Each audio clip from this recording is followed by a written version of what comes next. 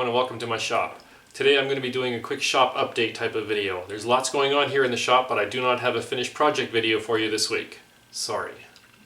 So, as I mentioned in a recent video, I'm working on a nightstand for my wife, and I got started on that a little while ago. I got lumber picked out. I'll show you some of that in a moment. I've been dimensioning stock for the legs. I've got rails and stiles roughed out. And I have some maple cut out into a little bit over 3/8 inch thick panels that is going to be making up the sides. And so the next thing I'm going to be working on is the joinery. It's probably going to be dowels. I like to use dowels, and I've got a great jig for that. So I probably use dowel joinery and floating panels for the sides. And that's, yeah, there's a lot still to go on the nightstand. Let me show you the wood for a minute. Yeah, I already showed you some of the maple I'm working with. I have some more maple up there. That's going to be the body of the nightstand. And for the top, I've got one board back there. Here's a closer look at it. This is some nice African padauk that I'm going to use for the top. Red and white. Trust me, it makes a really cool contrast. Here's another little thing. I actually do have one little project to show you. I'm cutting off my head so that you can get a close look at it. This is just a little shelf that I made, 10 inches long, 2.5 inches deep. And this is where I really like having a shop because, you know, I just took some cherry and I rabbited the back and fitted this piece in, and I cut it down at a little angle, put a little lip over it.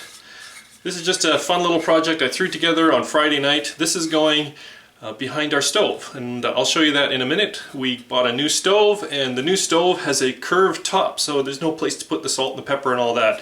And so I just came up with this little shelf that I'm just sort of going to go tuck partly behind and partly beside the stove. Yeah, I got two choices, either cut off my head or show you a proper close-up, so I'm going with the proper close-up.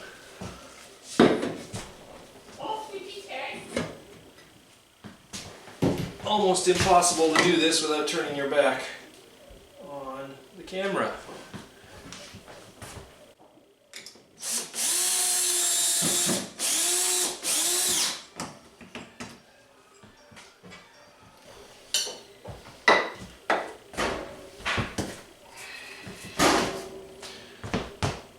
All done.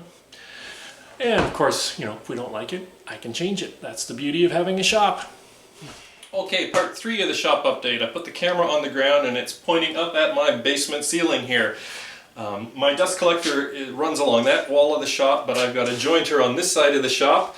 And so in an upcoming project, I will be working on bringing the dust collection over. I bought some PVC pipe already, and it was in the way, so I've just got it hanging up here on the ceiling, trying to keep it out of the way until I'm ready to do that. That's going to be an upcoming project in a little while. And my battery is dying. And for part 4 of this update, I thought I'd take a quick look at this disc sander that I built back in the winter time. Back then I said I would give an update, and I just have never gotten around to doing it, and I'm feeling a little guilty, so let's just take a quick look. There really isn't much to say. It works, it sands, it's great for rough work. Building a box over this side, I don't know. I'm sort of deciding that I don't think it's that important. When I have the shop vac hooked up to this hole back here, it is virtually dustless when I use it. So that part is good. So let's talk about the bad for a moment. And for that, let me move the camera in close. So here I'm focused in as I'm spinning the disc, and you can see it touching my finger. So yeah, there's a little wobble in the disc. For rough work, this doesn't really bother me because, yeah, for rough smoothing, it still works just fine.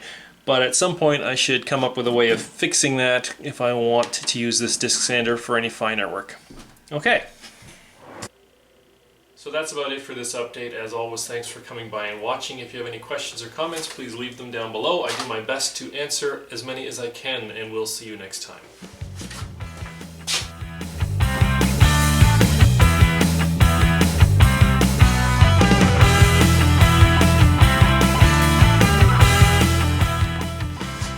Right, let's get the show on the road.